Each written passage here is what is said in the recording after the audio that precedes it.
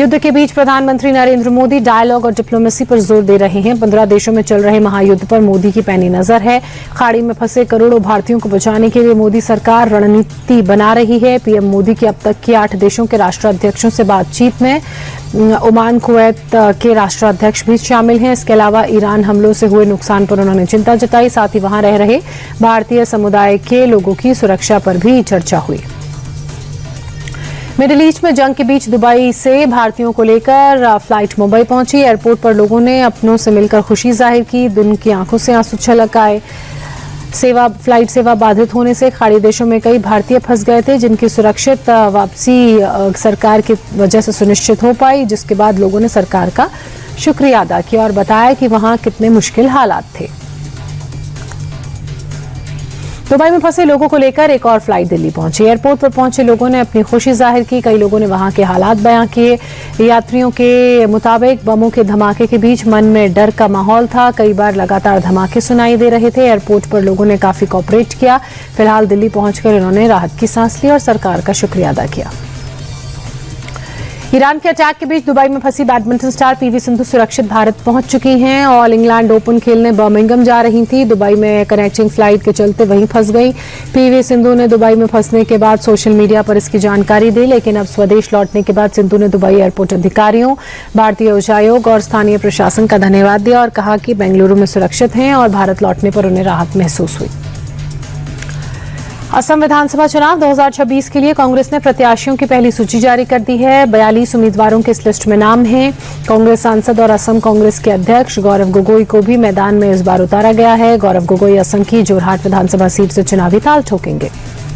BJP ने राज्यसभा के लिए 9 उम्मीदवारों के नामों का ऐलान किया है। बीजेपी अध्यक्ष नितिन नवीन बिहार से राज्यसभा जाएंगे। इसके अलावा बिहार से शिवेश कुमार को भी नाम उनका शामिल किया गया है। हरियाणा से संजय भाटिया राज्यसभा के लिए चुने गए हैं। छत्तीसगढ़ से बीजेपी ने लक्ष्मी वर्मा को राज्यसभा उम्मीदवार घोषित किया है। तो वहीं पश्चिम बंगाल से राहुल सिन्हा, महाराष्ट्र से विनोद तावड़े और उड़ीसा से 2 उम्मीदवारों के नामों का ऐलान किया गया है। असम से तेराश गोवाला और जोगेन मोहन बीजेपी उम्मीदवार हैं। उपेंद्र कुशवाहा का नाम राज्यसभा के लिए फाइनल हो गया है। कुशवाहा राष्ट्रीय लोक मोर्चा से एनडीए के उम्मीदवार होंगे। होली के अगले दिन उपेंद्र कुशवाहा अपना नामांकन दाखिल करेंगे। राज्यसभा में ये कुशवाहा का दूसरा टर्म होगा। अगस्त 2024 से उपेंद्र कुशवाहा संसद के ऊपरी सदन के सदस्य हैं। माना जाता रहा है कि जातिगत समीकरणों को साधने के लिए एनडीए ने कुशवाहा पर भरोसा जताया है। भारतीय सेना और Japan ground self defence force के बीच संयुक्त सैन्य अभ्यास जारी है। धर्म गार्जियन का 7वां एडिशन उत्तराखंड में चल रहा है।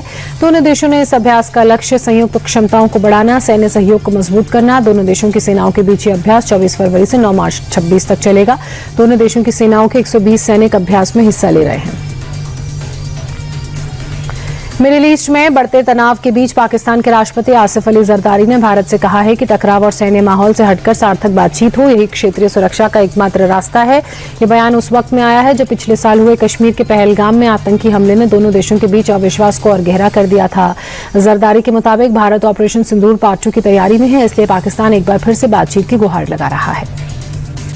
T20 वर्ल्ड कप 2026 के पहले सेमीफाइनल में आज न्यूजीलैंड और साउथ अफ्रीका का मुकाबला होगा। कोलकाता के ईडन गार्डन में शाम 7 बजे मैच होगा। दोनों टीमों के बीच अब तक 19 T20 मुकाबले खेले गए हैं। साउथ अफ्रीका ने 12 तो न्यूजीलैंड ने 7 मैच जीते हैं। दोनों ही टीमें जीत के इरादे से फाइनल का टिकट पक्का करने के इरादे से मैदान में उतरेगी। झारखंड के बोकारो में एक टेंट हाउस में आग लग गई। आग की वजह से टेंट में रखा सामान जलकर खाक हो गया। टेंट में 5 से 7 सिलेंडर भी थे, जिसमें धमाका होने की वजह से आसपास की 5 दुकानें भी इस आग की चपेट में आ गईं। तेलंगाना मेडचल मलकाजगिरी में विज्ञान कॉलेज के करीब भीषण आग से हड़कंप मच गया। इलाके में कई झोपड़ियां जलकर खाक हो गई। विभाग की टीम जब मौके पर पहुंची तो आग पर काबू पाया गया। दमकल टीम के अधिकारी के मुताबिक इस हादसे में किसी की जान नहीं गई है। यूपी के गाजियाबाद में पूर्व मुस्लिम सलीम वास्तिक पर हमले का दूसरा आरोपी गुलफाम पुलिस एनकाउंटर में मारा गया। उस पर 1 लाख का इनाम था। जीशान का बड़ा भाई था। हमले का मुख्य आरोपी पुलिस के मुताबिक गुलफाम एक साथी के साथ बाइक से इंदिरापुरम के वसुंधरा की तरफ जा रहा था। पुलिस ने रोकने की कोशिश की तो उसने पुलिस पर फायर कर दिया। पुलिस की जवाबी फायर में वो ढेर हो गया। यूपी के आजमगढ़ में सड़क के बीचों बीच दर्दनाक हादसे की तस्वीर सामने आई। सड़क पर ठेला लेकर जा रहे एक शख्स को तेज रफ्तार स्कॉर्पियो ने टक्कर मार दी। टक्कर इतनी तेज थी कि ठेले के परखच्चे उड़ गए। ठेला वाले की मौके पर ही मौत हो गई। मैहर से मुंडन कराकर स्कॉर्पियो चालक लौट रहा था, उस दौरान यह हादसा हुआ। चालक पुलिस की गिरफ्त में है। यूपी के मथुरा में पुलिस और सेना के जवान के बीच मारपीट का मामला सामने आया है। बीकानेर में तैनात बीएसएफ जवान छुट्टी पर घर आया था, अपने दोस्त के घर गया था और इसी दौरान थाना प्रभारी किसी मामले को लेकर उसके दोस्त के घर पहुंचे। घुसकर मारपीट करने लगे। जवान ने विरोध किया तो थाना प्रभारी और अन्य पुलिस वालों ने उसके साथ भी मारपीट शुरू कर दी। इसका वीडियो सामने आने के बाद अब वायरल हो गया है और इसी वीडियो के आधार पर एसएसपी को शिकायत देकर मामले में जांच की बात जवान ने की है। एमपी के राजगढ़ में सड़क पर इफ्तार पार्टी करने को लेकर दो पक्षों में विवाद हो गया। मेन रोड को बंद कर इफ्तार पार्टी की जा रही थी और इससे पार्षद के भाई और उनके साथी नाराज हो गए, उनमें विवाद हो गया और दूसरे समुदाय के लोग इसको लेकर थाने पहुंच गए, प्रदर्शन करने लगे। मामले को बढ़ता देख करीब 10 थानों की पुलिस को मौके पर भेजा गया। पुलिस ने दोनों पक्षों के 6 लोगों के खिलाफ एफआईआर दर्ज की है। राजस्थान के बहरोड में सरकारी अस्पताल में जमकर हंगामा हुआ। सड़क हादसे में घायल शख्स को लेकर लोग अस्पताल पहुंचे। डॉक्टर नहीं मिलने से जमकर हंगामा हुआ। इस बीच नाराज लोगों ने तोड़फोड़ की और कर्मचारियों के साथ गाली गलौज भी की। मौके पर मौजूद रेजिडेंट डॉक्टर के साथ लोग धक्का मुक्की करने लगे। देश भर में धूमधाम से होली मनाई जा रही है। रंगों के त्योहार पर लोग रंग गुलाल लगाकर एक दूसरे को शुभकामनाएं दे रहे हैं। उत्साह होली का देखते ही बन रहा है। कुल्लू में विदेशी टूरिस्ट भी होली के रंग में रंगे नजर आए।